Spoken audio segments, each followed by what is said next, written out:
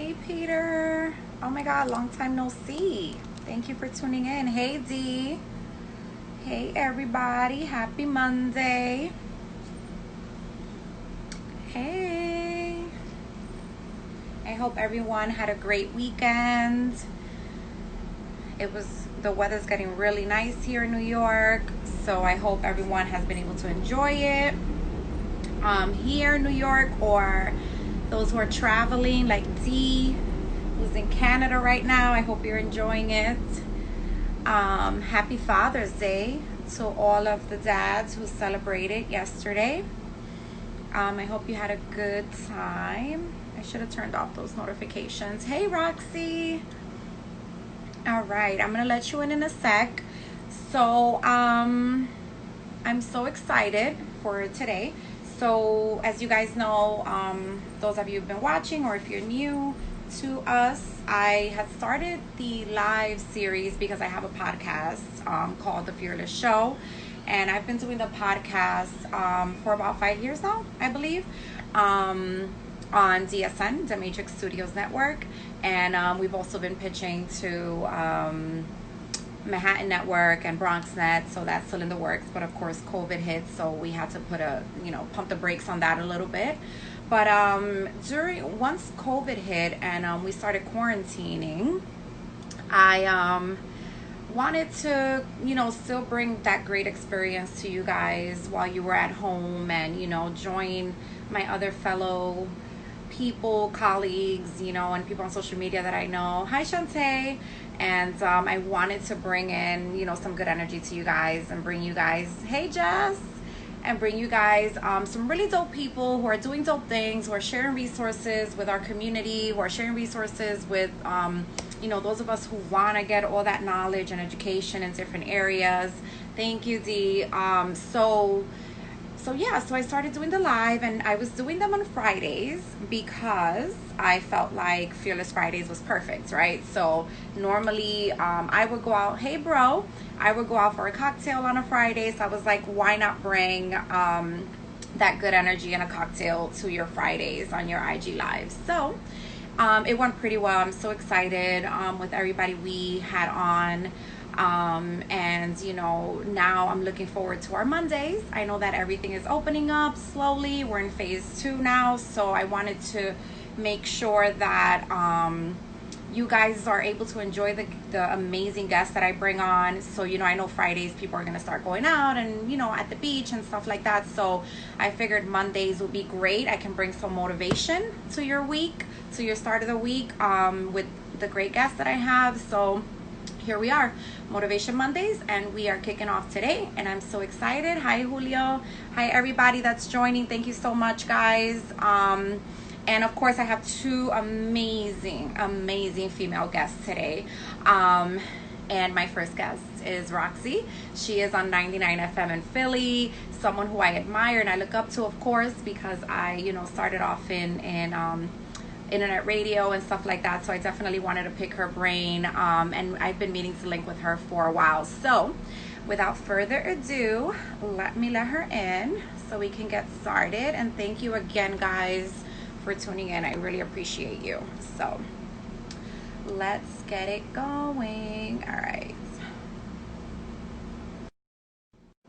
Turn this AC off. All right. Hi. Hey, Mama. How are you? I'm good. How are you? I'm okay. Yes, things are slowly getting back to normal. So I actually just got on a conference call with my office, and they're already talking about going back to 6. I'm like, no. Oh my gosh. How do you Yeah. feel about that? I mean, I'm happy that, things are, going back to normal, because I know a lot of people lost, their businesses. They lost, income, they lost revenue, and they lost their jobs and things like that. So hopefully, that can help people get back to work and, start making incomes to support their families and open up their restaurants and things like that. So, but me going back to the office, I'm a little, on the fence. Mhm. But because I was one of those people that quarantine life was my best life. Um, But I'll work it out. I'm pretty sure I can do like a part-time basis type of thing, and to start off with. So they're pretty cool and flex. But yeah, how have you been? Good. I mean, same thing. I'm blessed that even though this craziness is going on with coronavirus, I still have a job. Yeah. And I've actually been flexible to be able to work from home if I want to. They gave us equipment to do that. So now I can, record from home, and I don't live far from work. So if I want to go to work, I can go to work too. So I've been blessed that way. Yeah, same here. That's amazing. That's awesome. That's one thing that I really like about what happened with the remote work is that now companies, businesses, they're able to see that we can be productive, and Hmm. work remote. So days that we're not feeling too well, we're like, you know what, I'm just gonna stay home and I'll work from home. And now it's a little more of a now the process is more trusting, right? So now they know that you Hmm. can be productive while you're at home. So that's a good thing. That's a plus. Especially those who are parents, like I have two children, so I've been able to spend a lot of time with them, which is a great thing. I mean, Yeah. I heard a lot of companies are actually pushing for it to be like this in the future because it's also allowing them to potentially save money on rent if they don't have to pay for an entire building for people to come to. So, Exactly, exactly. So that's great. But yeah, it is a blessing to still have a job. I agree with you 100%. Yes. So, oh my God, so let's get started. Yay. I've been meaning to talk to you for so long. I'm I so glad know. that we're connecting, even if it's through social media right now, but I'm pretty sure we'll see each other very soon. Um, so let's get started. For those who don't know, tell them a little bit about your history and like what led you to be on radio and things like that. So my name is Roxy Romeo. I have been in the radio industry since 2005. I actually got my first shot. Oh, buffering. All right, there we go. Yeah, I started in the radio industry in 2005, and I started bottom of the barrel, part-time promotions, and I worked my way up. I got my first on-air gig in 2008. I'm from Miami, and I kind of continued to build my resume after that first shot that I got with 103.5 The Beat. It's a hip hop station in Miami. Horrible shift. It was like early Sunday mornings, which is where everybody starts off to make all of their mistakes. And I kind of just built, the list of radio stations that I acquired. I ended up staying in Miami for 9 years. And I started doing nights on the top 40 station there, Y100. And I finally, like, there's something called voice tracking in radio where you don't necessarily have to be live. You can pre-record your show, so it kind of saves the company money. And that's what I was doing. So I wanted a live shift. And in 2015, I ended up moving to Vegas, got a job there doing middays. And then I doing middays on a top 40 station. And then I switched over to the urban station. And then I also became assistant program director there. And for the last 2.5 years, I've now been in Philly doing the morning show on Power 99. So, I mean, those are the locally, I'm based in Philly, but I also do national shows for Iheart Radio. It's the only company I've ever worked for. So I'm on the urban format, the urban AC format, the hip hop, the classic hip hop format, and I still am on the radio in Miami. I'm on the radio in Houston, so I'm busy. Yeah. That's awesome. I love that. So tell us what made you go into the whole radios and scene. What made you passionate about being on radio? You know what? It was by accident. When I went to college, I didn't know what I wanted to do. So I was undeclared.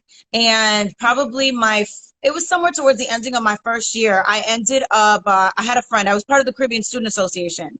And I had a friend in that organization that was like, do you want to do a show on an underground radio station? I knew nothing about radio. I knew nothing about underground radio. I was like, okay, I'll try it. And I ended up absolutely loving it. It was so much fun. So I was like, okay, this is what I think I'm gonna focus on now. So I changed my major to communications and marketing, and I focused on radio. And I did an internship there, and the rest is history. Nice. Oh my God, that's so awesome. So I guess you have to have a little bit of some sort of communications background to kind of get a feel of it and get into the network, sort of. So that's how I did it. Okay. right? But I don't necessarily think that I don't necessarily think everybody that's a radio has to go to college. Gotcha. Because there's a lot of people that start off in radio that start off as teenagers, 17, 18 years old. And you can get a job, in the promotions department at 18 years old. And that's sometimes how people do it. They start off like maybe, and especially with the times that we're living in now with social media and all that kind of stuff, people people, creating their own lanes, with their own Mhm. equipment, with, Right. IG lives and, starting their own thing. That is something that also helps open doors for people. So I personally don't think in this day and age you have to go to college, but it was the way I did it Mhm. at that time. And it worked for me. Gotcha. Okay. So how has it been working I mean, you've been in radio for a long time now, right? So it seems like you've been in radio for about 13 years from your timeline that you just shared. So Mhm. how, I know back then it was really male dominated. How has it been like maintaining, your position as a female in a male dominated industry? It's still very male dominated. I don't think that's changed. And I still believe that saying that as a woman you have to work twice as hard as a Mm-hmm. man to get the same respect. It's the same thing. I think that there's more women now, but it's still very male dominated. Um, I do have a strong personality. I am very vocal. So, I mean, those two things obviously help out being in radio, with me cracking the mic every day. So, to a certain point, I demand respect. You know what I mean, where I go. But I'm also very careful because knowing it's a male dominated industry, you don't want to overstep sometimes. Mm-hmm. Because it's still about politics at the end of the day. Right. But I think that, and I don't think it's just a radio thing. I think in a lot of industries that are male dominated, you have to be that way. You have to be assertive. You have to be vocal, but at the same time, keep a level of respect in order to get respect. Right. Right. I hear that. I hear that. So, how have you been able to network so effectively? So like, for example, you're saying that you have a powerful voice, so you speak up, and for yourself, basically, Mhm. right? So, has that been one of the main things that has helped your career, or has there been other ways that you have networked effectively to be able to move from like the different great station opportunities that you've had? Um, so for me, like I was really blessed. Like when I was living in Miami, I was really blessed because Miami kind of was a hub for a lot of the like corporate people to move through. So while I was there, I ended up meeting a lot of, people with higher positions, and I created relationships with them. So that helped me, number one. And then when I moved to Vegas, Vegas is where Iheart has their iHeartRadio music festival. Mm-hmm. So that's another opportunity where, a lot of the higher ups would come and move through. So I made sure to create relationships with a lot of them when they would come into the city. Right. So on a iHeart corporate, high up level, that was the way that I created relationships was, through them, coming in and out of our building in Miami and then also in Vegas. But then aside from that, just networking as a whole, social media is like amazing. Aside from the fact that, I'm on the radio, so a lot of people do reach out to me and I Mm-hmm. end up creating relationships through that. I also reach out to other people, you know what I mean? And people that you might not necessarily be able to touch on a regular basis without social media, you have access to them, with social media. So it's an amazing forum in that sense to be able to, ask questions, meet somebody, ask about their journey, learn things that you may want to know. And then on top of that, there's still the good old fashioned way of networking events. They exist. They still exist, and I mean, obviously not right now with Corona, but before, they still networking events still exist, and there's a lot of conferences that exist as well. Different Yeah. music conferences, different radio conferences, and they're super beneficial. The Revolt Music Conference, they're super beneficial with the people that are there that you have access to, right in front of you. So. Right. So for someone who is not on any type of radio platform right now, but does have a great reach, especially like within their community, and they have had experience, and they've been doing interviews and you know, radio and TV type of content for a while now. How do they find out about and this is maybe like you sharing a little secrets with us, but how would they find out about these networking spaces like the music conferences and stuff like that, to be able to get in maybe as media and do some networking? I mean, you have to, okay, so the two ways that I would say is, one, if you know it, like the talent or the faces in the industry, follow them. And a lot of times they're posting these things on their social media because they're on the panels, you know, speaking at these events. So there's that. And then there's also the actual, companies, the media companies. You know, if you follow Revolt on social media, or you go onto their website, they're obviously going to post the things that the events that they've created. What's it called? South by Southwest, you know, the big music festival that happens in Austin. It's not just, you know, performances. They have actual panel discussions that are created. You know what I mean? So it's literally just taking the time to look, you know, taking the time to go on social media, and I mean, searching hashtags, you know what I mean? Searching music conferences, or searching, like, you know, radio industry or whatever it is. A lot of these things are there, hashtagged, posted on people's social media sites. So it's just taking a little extra time to find it. Right, right. So I was gonna ask you one more thing about that. So like in a city like New York, where there's a lot of people that are kind of trying to get into the same type of industries and things like that, do you suggest that someone in a city like this maybe move around and go to another city and try to get that opportunity? Or should they continue to be persistent in reaching out to these individuals through social media or at events when they meet them? So in speaking about radio specifically, you're always told in radio, like, you know, you're gonna have 99% of the time you're gonna have to move to come back. Like, if you live in New York, if you're a New Yorker and you want to stay, or you want to be in your city, it's the #1 market in the country. You know what I mean? Everybody wants to be in New York. So, right. I mean, it's rare that it's rare that you will be able to start your career in New York and stay there. You know what I mean? The reality is you really might have to move to come back. The thing, when I was living in Miami, you know, I was born and raised in Miami. I love Miami. I never wanted to leave. That was never my first choice. You know what I mean? But the way I saw my career and what I wanted for myself, it wasn't happening. It just wasn't happening in Miami. So I had no choice. It was like, either stay in Miami longer, because I felt like I had probably stayed longer than I should have. So it was like, either stay in Miami longer and hope and pray that something really does happen, or move around, like, get out of Miami and create the spaces and just really work towards, you know, potentially coming back to Miami if that's what you want. It was a really, really hard decision for me to leave Miami, because my whole family is there. You know, my whole life was there.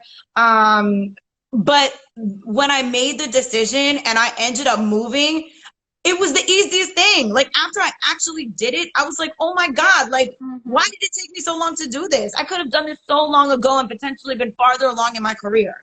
So on a radio level, and I would say probably even exists like that on a TV level, if you want to make it and it's not happening for you, you know, in the city that you want it to happen to, you really should consider moving around, and give yourself a timeline, you know. Tell yourself, like, okay, I'm going to give myself a year to work, really, really work at, you know, making it, you know, this far. And if it doesn't happen, then it's time to go. Right, right, yeah, yeah. Because I know people that have tried really hard. They've done all the due diligence. They've sent all the letters. They've reached out to people. They've met them in person. Everything, but it is difficult because it is an oversaturated market here in New York City. But I think also, what's a good thing is like you mentioned, the the way that we have now access to like social media and the internet and things like that is really great, because I know now there's a lot of networks that are being started that have that reach. Not, you know, as advanced as iHeartRadio, but that kind of reach where they can also have their show in other cities, and they don't have to necessarily be there, and they're kind of building their following that way. So that's a good thing, because if they do, they can use that as, yeah, as their on their resume, I guess. Yeah. All right. So let's talk a little bit about one of your first interviews. I don't know if you can think of one off the top of your head, and how nerve-wracking it was, and maybe share some tips with us about how to engage your interviewee. So I actually do remember my very, very first radio interview, which was me applying to get a part-time promotions position in Miami to work for the top 40 station on their Y100. The way they did interviews at that time, or like at least for me, it was a group interview. So they were looking for maybe like 2 or 3 people to join the promotions team. And I think there was about 14 of us in a room.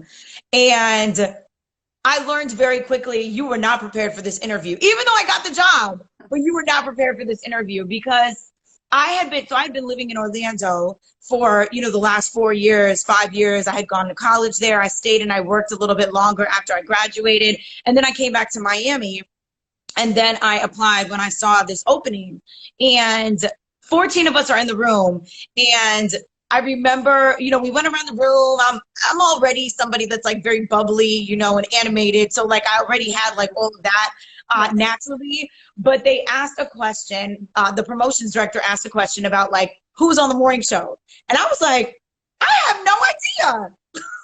And it seemed like nobody in the room knew. And that was the first thing that, I mean, I thankfully, because of my personality, I got the job, because, you know, when you're in promotions, you're dealing with people face to face, and they want somebody that's, you know, friendly and social and stuff.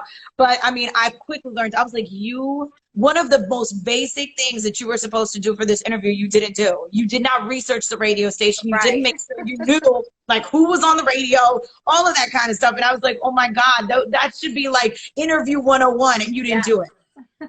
So I will never forget that. So it was nerve-wracking, because it was my very first interview trying to get a position in radio. But then on top of that, it's in front of like a whole entire group of 14 people. And then on top of that, you didn't even know the answer to the questions. So. Right. Wow. Yeah. I mean, yeah, definitely. That's 101.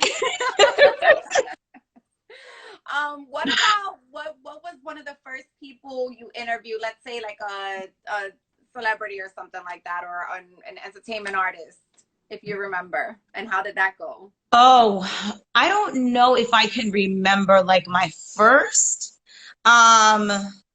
I mean, I've interviewed a lot of people, you know, from now up until this point, but if I had to guess, I would say one of my first interviews might have been A. Marie.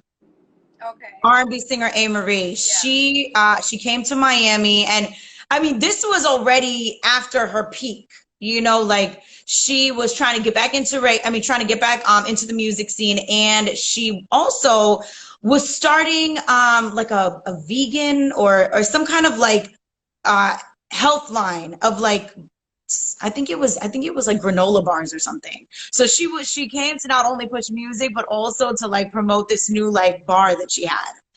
Yes. Okay. Nice. So did it go well?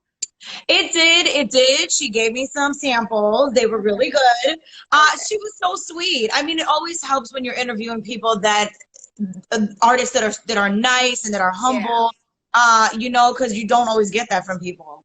Right. And she was on time, which is, in radio, that's an amazing thing, because it's more rare that people are on time than not, which is unfortunate. Yeah, yeah. So can you think of one person who kept you on your toes on an interview? Maybe like a little difficult. That's so good. I'm trying to think.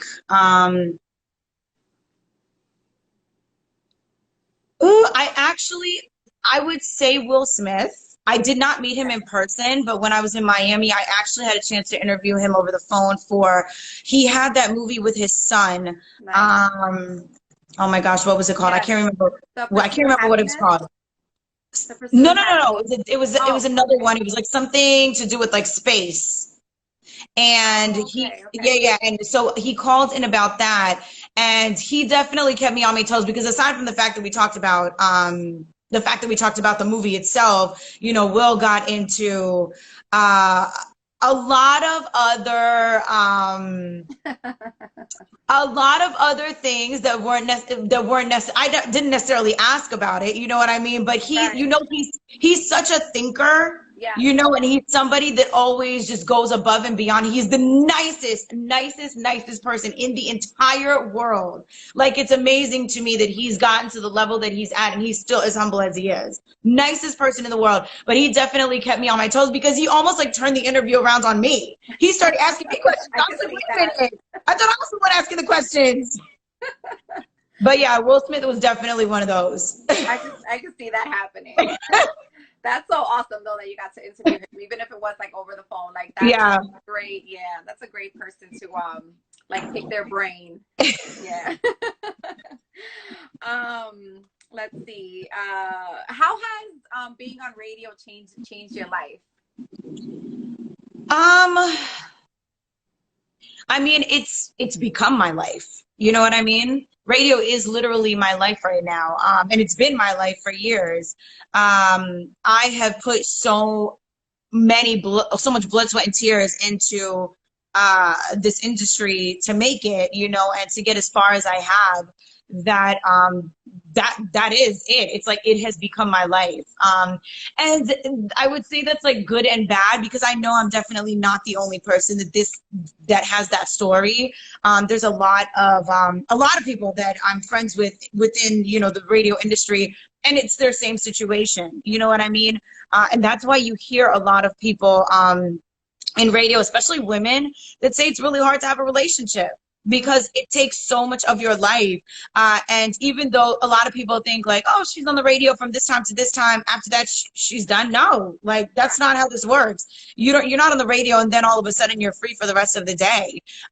You know, for me personally, I do so many radio stations that, you know, after I'm done with a morning show, I also have like another 3 shows that I still have to record, and I also do voiceover stuff, you know, and I, you know, I jump on, you know, different interviews that I might have set up. So it's definitely not, and a lot of research goes into what we do. So I'm constantly online, constantly on my phone, making sure I'm staying up to date with everything that's happening. So that is how it has affected me. It has become my life. Like, everything else is basically, it's almost secondary now. And it's not always a good thing. Trust me, it's not, but it is what it is. Yeah, but you love it though, so I do. I that's a do. good I thing. absolutely Yeah, do. yeah. It's always good to, you know, find that place, you know, find that type of job per se that you know it becomes your passion and you really love it and you get to immerse yourself in it the way you are. That's why I tell people all the time, like, you can't do this for money. Like, Hmm. don't don't get into this if you think like, oh, I'm gonna make money. Not to say Right. that you can't, but it's definitely not gonna come initially. You're gonna have to Hmm. put in a lot of dues, put in a lot of blood, sweat, and tears before you actually start seeing like money. You know what Right. I mean? It took a long time before I started like getting decent paychecks in this industry. So you need to do it because you love it. Yeah, I've actually heard that from another friend of mine who does media. She always talks about that, how you know, she wishes we can start some sort of coalition or something like that because media people are underpaid. She says that all the time. Yeah, I absolutely. I think mean, of course, I can, when you get to a certain extent, you know, once you yeah. work hard, that's different. But definitely, like in the beginning, you know, it is very hard. Yeah. Mm-hmm. Yeah, so I've heard. So you meant let's get a little juicy if we can. So you mentioned you know, some people think, oh, you have time to date, you know, but when you're in this industry, you're very busy. So have you ever interviewed anyone that hit on you? You don't have to say who it is. And how has dating been when you're in such a male dominated industry, and also you having, you know, like a very strong personality? Okay, yes, I've been hit on many times, like many times, but I'm not really one that's into dating like artists and stuff like that. So that never like interested me. Yeah. And then on top of that, I mean, that they're hitting on you, they're hitting on 50 other girls too. Yeah. You know what I mean? You're not the one. So, I mean, there's that. Now, as far as I'm sorry, tell me what was the second half of your question? And then I was saying, how is your, you know, how is it dating, being in a male dominated industry and also being a strong female? So, so it's a catch 22.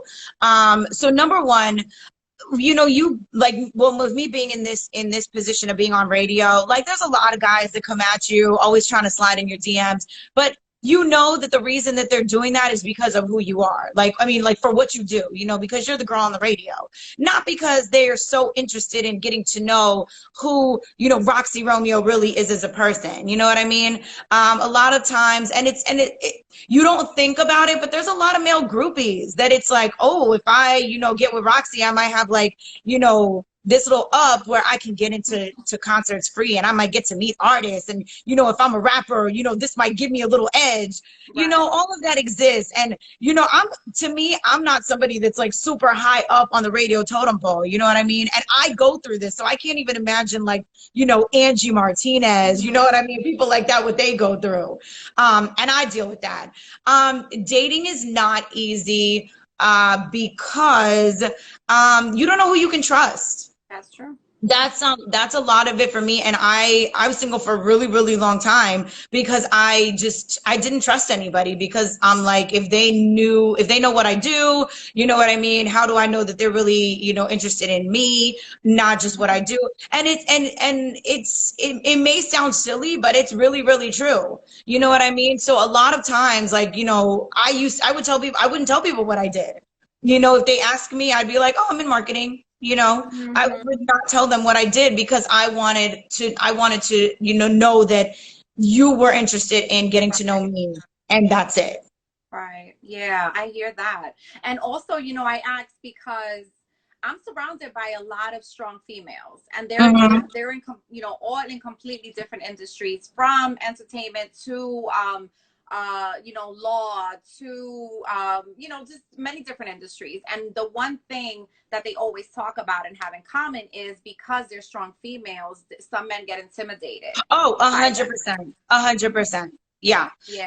I've actually had like guy friends of mine, like after the fact will be like, you know, so-and-so was interested in you at one time, but they were too intimidated. And I'm like, but for me, I'm like, good. You know, if I'm so intimidating to you that you can't come up to me, then I don't need you to come up to me. Like, I want somebody that can deal with my personality. Right. And that can deal with everything that you're working on and support it and not feel, yes. Yeah. That's the hard part, especially here in New York City. I can imagine. I can imagine. So tell us a little bit about Iheart Radio, and then I want to talk about the your voiceovers and that industry. Iheart is the only company I've worked for since being in radio. It is the biggest media company. And the thing I love about Iheart is that, well, I've grown very close to a lot of the people within the Iheart, you know, circle. Number one. Number two, they're very innovative. You know, they do know that radio can't stay the same. You know, we can't do the same thing in radio in 2020 that we were doing in 1990 and think that we're going to win. You know, times are changing, and they really do stay up to date and change with the times. Social media is huge.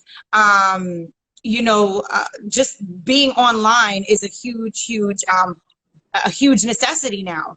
So, you know, iHeartMedia, like it's huge now, where that social media is involved in everything that we're doing.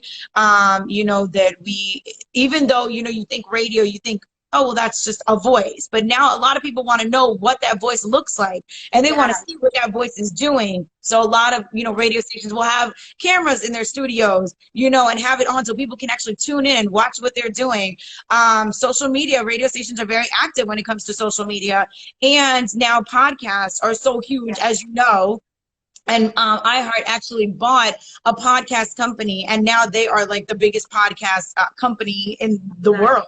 Yeah. So that's what I love about Iheart, is the fact that they're always staying up front and up to date and in the know of everything, and keeping us ahead of everything. Yeah, no, it's so true. Like, unless I'm sitting in the car, because some people complain about like, radio, but I still like to listen to the radio.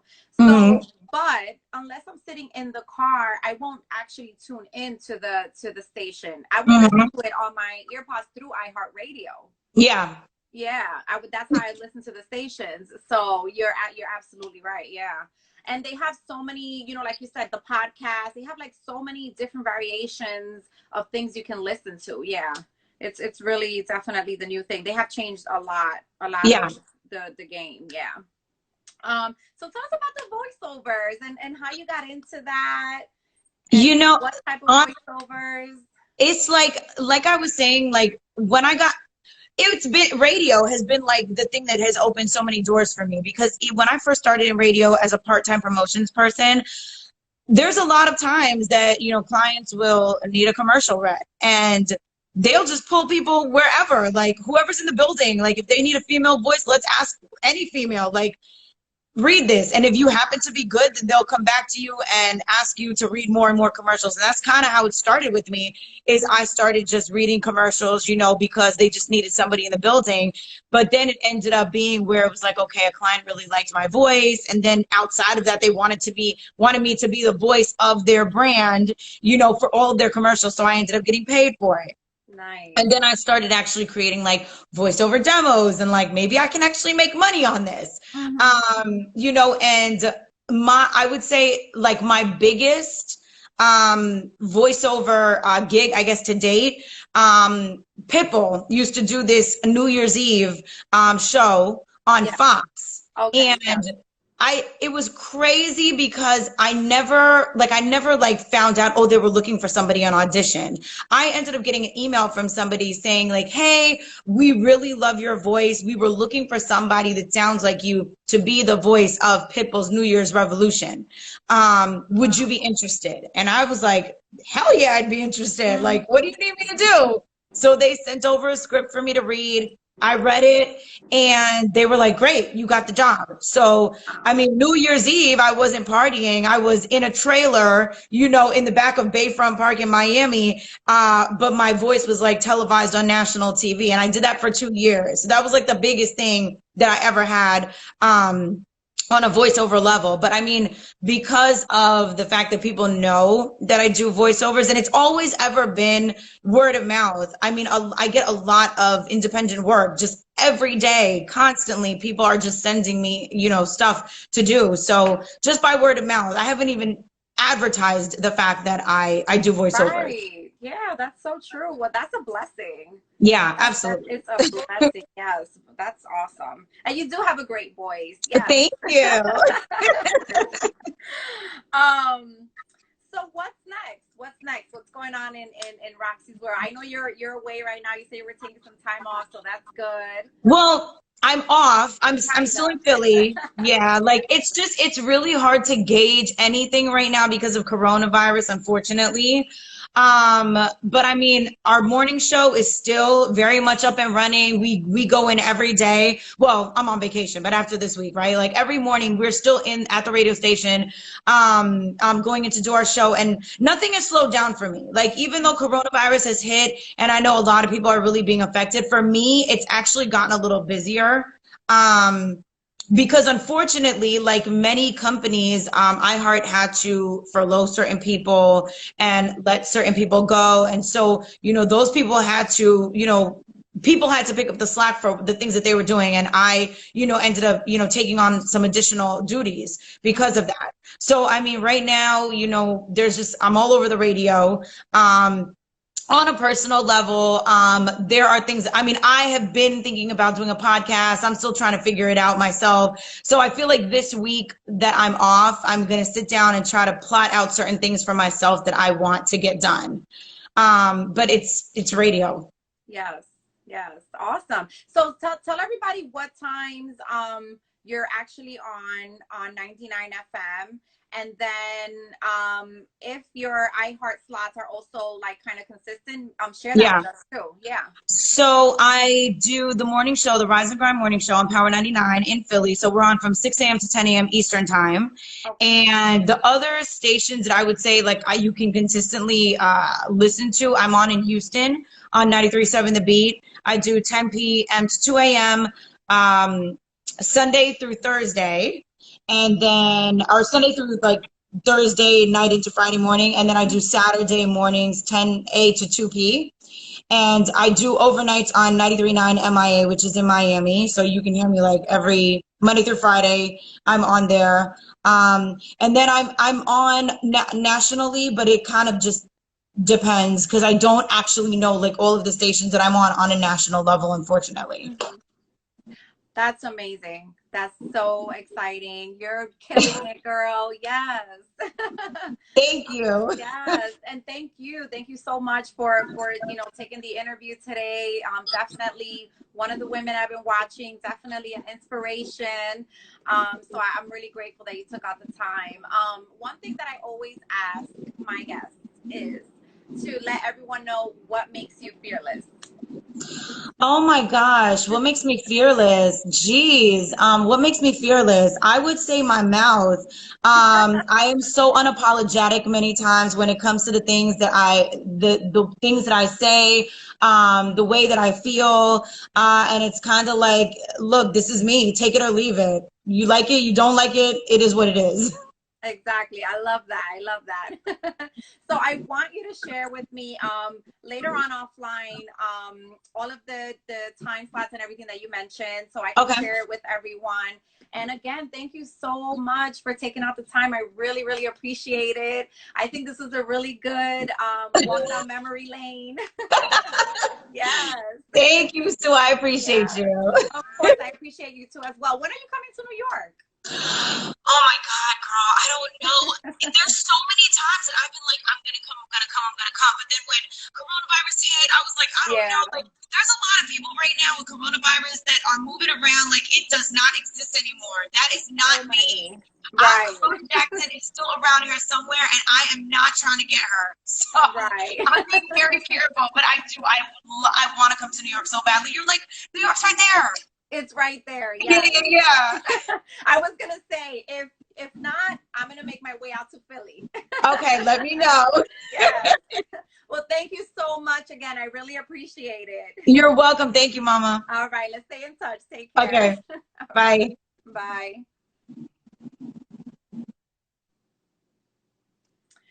All right, guys. I hope you guys enjoyed the interview with Roxy. Such a gem. I've been wanting to chat with her for a while now. We met maybe about, I think it was a year ago and change, and we've always been back and forth, and we finally got to, kick it a little bit. So I'm happy about that. And I'm going to save this live on IG TV series, and you can catch it there.